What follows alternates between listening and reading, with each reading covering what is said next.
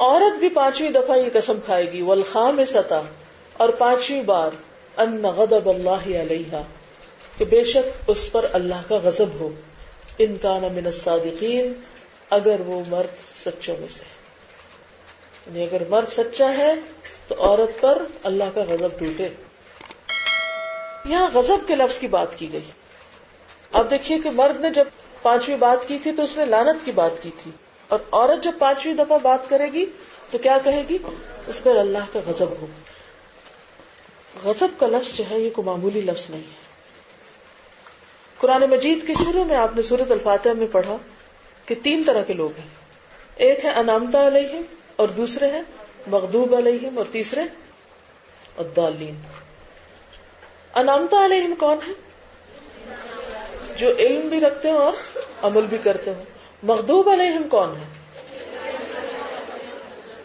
جن کے پاس علم ہو لیکن عمل نہ ہو. اور ضالین کون ہے؟ نہ علم ہے نہ عمل ہے.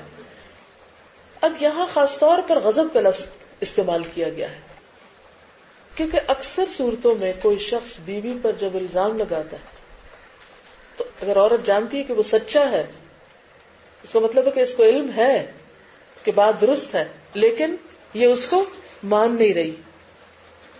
جو مغضوب علیہم کی کیٹیگری ہے وہ کیا ہے؟ کہ علم ہے لیکن عمل نہیں.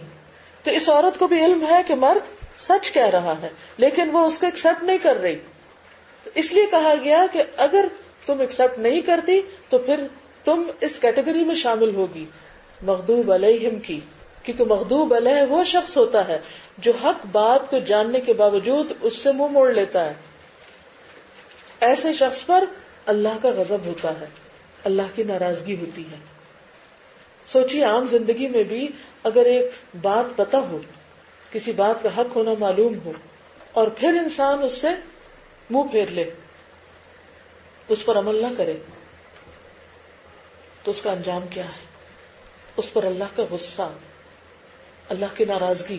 جس شخص کو یہ پتہ ہو کہ زنا حرام ہے، ایسی غلط دوستی منع ہے، اور پھر بھی وہ کرتا چلا جائے، کیا اس پر اللہ کی رحمت ہوگی؟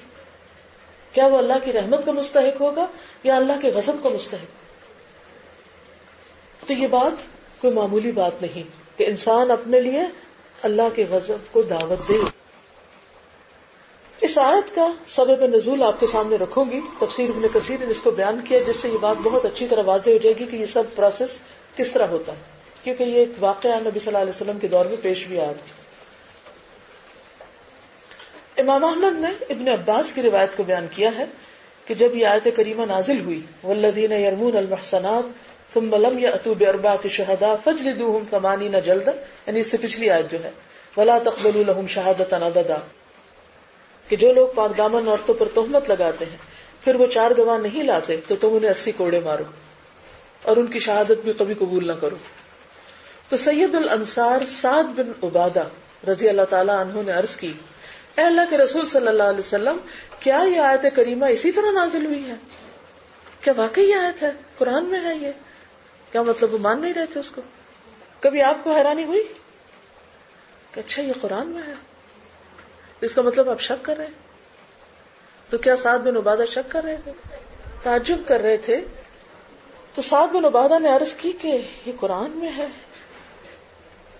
رسول اللہ صلی اللہ علیہ وسلم نے فرمایا، یا معشر الانصار الا تسمعون الی ما یقول سیدکم، اے گروہ انصار کیا تم سن رہے ہو کہ تمہارا سردار کیا کہہ رہا ہے؟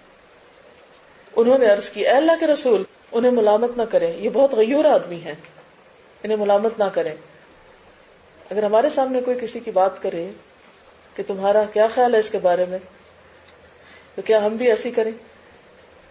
کہتے ہیں ان کے جو قوم تھی کہ انہوں نے ہمیشہ باقرہ عورتوں سے شادی کی، شدت غیرت کی وجہ سے اپنی کسی بیوی کو کبھی طلاق ہی نہیں دی کہ ہم میں سے کسی شخص نے یہ جرت کی ہو کہ وہ ان کی بیوی سے شادی کر لے، یعنی ان کے اندر اس درجہ یہ غیرت ہے. ساتھ میں عرض کی، اللہ کی قسم اے اللہ کے رسول میں جانتا ہوں یہ آیت کریمہ حق ہے اور اللہ کی طرف سے نازل ہوئی ہے، لیکن مجھے اس بات سے تعجب ہے کہ اگر میں اس کمینی عورت کو دیکھوں کہ اس کی رانوں کے درمیان ایک شخص بیٹھا ہوا ہے تو جب تک 4 گواہ نہ لے آؤں مجھے اسے ڈرانے دھمکانے اور دور ہٹانے کا کوئی حق ہی نہیں. اللہ کی قسم جب تک میں 4 گواہ لے کر آؤں گا تو وہ مرد اپنی ضرورت پوری کر چکا ہوگا.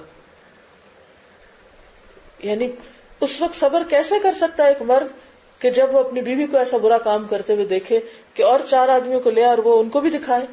یہ بھی پاسبل نہیں. اور یہ کہ وہ خود آگے بڑھ کر کوئی اقدام نہ کر بیٹھے، یہ بھی پاسبل نہیں. راوی کا بیان ہے کہ ابھی تھوڑی دیر گزری تھی، مجلس میں یہ باتیں ہو رہی تھی کہ ہلال ابن امیہ آئے، اور یہ ان 3 میں سے ایک تھے جن کی غزوہ تبوک میں شرکت نہ کرنے کی توبہ قبول کی گئی تھی. وہ اپنی زمین سے عشاء کے وقت اپنے گھر میں آئے اور انہوں نے اپنی بیوی کے پاس ایک مرد کو دیکھا، وہ ان کے ہاں مہمان تھا. ایک دوسری روایت سے یہ بات پتہ چلتی. انہوں نے اپنی آنکھوں سے دیکھا اور اپنے کانوں سے سنا، مگر اب طیش میں نہ آئے، حتیٰ کہ جب صبح ہو گئی تو وہ رسول اللہ صلی اللہ علیہ وسلم کی خدمت میں حاضر ہوئے اور عرض کرنے لگے کہ اے اللہ کے رسول صلی اللہ علیہ وسلم، میں عشاء کے وقت اپنی بیوی کے پاس آیا تو میں نے اس کے پاس ایک مرد کو پایا. میں نے انہیں اپنی آنکھوں سے دیکھا اور اپنے کانوں سے انہیں باتیں کرتے ہوئے سنا. رسول اللہ صلی اللہ علیہ وسلم نے اس بات کو ناپسند فرمایا اور آپ کو یہ بات بہت ناگوار محسوس ہوئی کہ کوئی شخص آ کر اپنی بیوی کے بارے میں ایسا کہے. اتنے میں انصار بھی جمع ہو گئے اور انہوں نے کہا کہ سعد نے جو بات کی تھی اس کی وجہ سے ہم آزمائش میں مبتلا ہو گئے. یعنی ان کے دل میں ایسی بات آئی تھی، لہٰذا ہمارے اندر ایک ایسا واقعہ بھی پیش آ گیا. اب رسول اللہ صلی اللہ علیہ وسلم ہلال ابن امیہ کو ماریں گے، کیا 80 کوڑے، اور لوگوں میں ان کی شہادت کو بھی باطل کر دیں گے.